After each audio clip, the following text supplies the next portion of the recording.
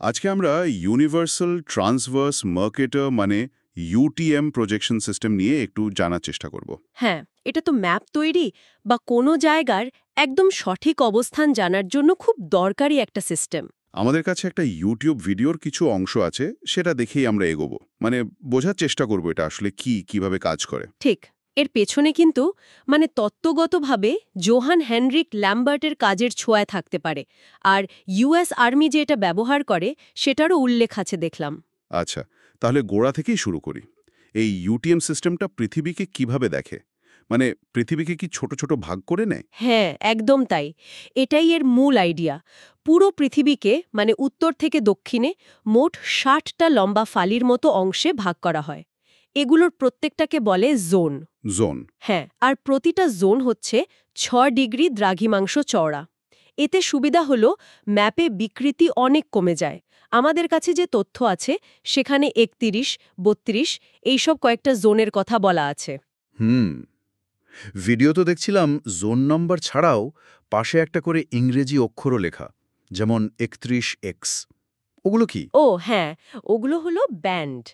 মানে প্রত্যেকটা জোনকে আবার দক্ষিণ থেকে উত্তরে ৮ ডিগ্রি অক্ষাংশ পরপর ভাগ করা হয়। ও আচ্ছা, অক্ষাংশ অনুযায়ী ভাগ। হ্যাঁ, আর এই ভাগগুলোকে সি থেকে এক্স পর্যন্ত ইংরেজি অক্ষর দিয়ে বোঝানো হয়। তবে মনে হয় আই আর ও অক্ষর দুটো ব্যবহার করা হয় না, গুলিয়ে যেতে পারে তাই। তার মানে 31X বলতে 31st জোনের বেশ উত্তরের কোনো একটা অংশকে বোঝাচ্ছে। একদম। তবে একটা জিনিস মনে রাখতে হবে, এই ইউটিএম সিস্টেম কিন্তু একেবারে মেরু অঞ্চলের জন্য নয়। তাই নাকি? তাহলে মেরু অঞ্চলের জন্য সেটার জন্য আলাদা ব্যবস্থা আছে। ইউনিভার্সাল পোলার স্টিরিওগ্রাফ বা ইউপিএস সিস্টেম ব্যবহার করা হয় তখন। আচ্ছা আচ্ছা, বেশ ইন্টারেস্টিং। তা এই জোন আর ব্যান্ডের মধ্যে কোনো একটা পয়েন্টের লোকেশন বোঝাবো কি করে? মানে কোঅর্ডিনেট সিস্টেমটা কিরকম? হ্যাঁ, সেটার জন্য দুটো প্রধান অক্ষ আছে। একটা হলো পূর্ব পশ্চিমে দূরত্ব মাপার জন্য, যেটাকে বলে ইস্টিং, মানে এক্স অক্ষ বরাবর। ইস্টিং, নর্দিং মানে ওয়াই অক্ষ। এই দুটো মান দিয়েই জায়গাটা ঠিক কোথায় সেটা বলা যায়, আর পুরোটাই মিটারে মাপা হয়। মিটারে, ওকে। ইস্টাং নিয়ে একটা কথা দেখলাম, ফলস ইস্টিং। এটা আবার কি জিনিস? হ্যাঁ, এটা একটা মজার কৌশল। দেখুন, প্রত্যেকটা জোনের ঠিক মাঝখান দিয়ে যে দ্রাঘিমা রেখাটা যায়, মানে সেন্ট্রাল মেরিডিয়ান, হুম। সেটার ইস্ট্যাং মান ০ ধরার কথা, কিন্তু ০ না ধরে একটা বেশ বড় মান দেওয়া হয়। আমাদের তথ্য অনুযায়ী সেটা হলো ৫ লক্ষ মিটার। ৫ লক্ষ কেন? কারণটা হলো যাতে ওই জোনের কোনো জায়গার ইস্ট্যাং মান কখনো ঋণাত্মক বা নেগেটিভ না হয়ে যায়। ধরুন, সেন্ট্রাল মেরিডিয়ানের পশ্চিমে কোনো জায়গা আছে, তার মান ৫ লক্ষ থেকে কমবে ঠিকই, কিন্তু ০-এর নিচে নামবে না। ও আচ্ছা, মানে হিসেবের সুবিধার জন্য। একদম। কম্পিউটারে ডেটা নিয়ে কাজ করতে গেলে এটা খুব সুবিধার।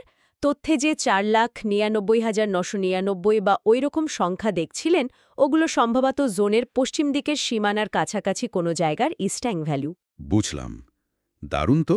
তাহলে একই রকম কোনো ব্যবস্থা কি নর্দিংয়ের বেলাতেও আছে, বিশেষ করে দক্ষিণ গোলার্ধের জন্য?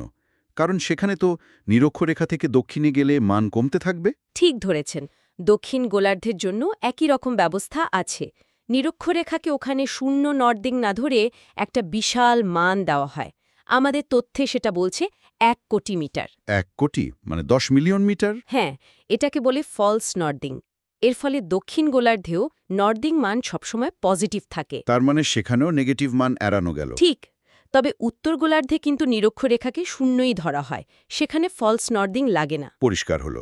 তাহলে পুরো ইউটিএম সিস্টেমে দূরত্ব মাপা হচ্ছে মিটারে, আর এই ফলস ইস্ট্যাং আর ফলস নর্দিং ব্যবহার করে কোঅর্ডিনেটগুলো সবসময় পজিটিভ রাখা হচ্ছে। হ্যাঁ, মোটের ওপর এটাই।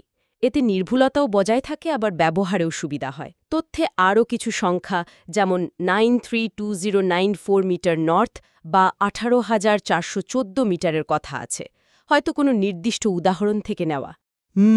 ওগুলোর কনটেক্সট এখন পুরোপুরি পরিষ্কার না হলেও মূল ব্যাপারটা বোঝা যাচ্ছে। তাহলে সব মিলিয়ে আমরা দেখলাম ইউটিএম পৃথিবীকে ছোট ছোট জোনে ভাগ করে মিটার এককে ফলস ইস্টাং আর নর্দিং ব্যবহার করে খুব নিখুঁতভাবে অবস্থান জানাতে পারে।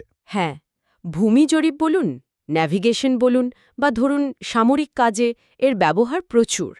এলাকাভিত্তিক নির্ভুলতাই এর সবচেয়ে বড় সুবিধা। অবশ্যই। তবে আবারও মনে করিয়ে দিই, মেরু অঞ্চলে কিন্তু এটা কাজ করে না, সেখানে ইউপিএস লাগে।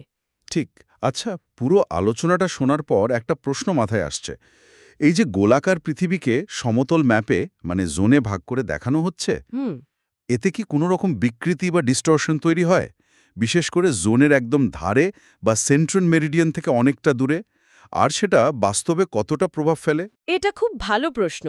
হ্যাঁ, কিছুটা বিকৃতি তো হয়ই, কারণ গোল জিনিসকে পুরোপুরি নিখুঁতভাবে সমতল করা যায় না। তবে ইউটিএম ডিজাইন করা হয়েছে এই বিকৃতিকে সহনীয় মাত্রায় রাখার জন্য, বিশেষ করে জোনের ভেতরের দিকে। প্রান্তের দিকে বিকৃতি কিছুটা বাড়ে, এর প্রভাবটা কতটা পড়বে সেটা নির্ভর করে ঠিক কী কাজে ম্যাপটা ব্যবহার করা হচ্ছে তার উপর। এটা নিয়ে আরও গভীরে যাওয়ার সুযোগ অবশ্যই আছে। সেটাই ভাবছিলাম। বেশ ইন্টারেস্টিং একটা বিষয়।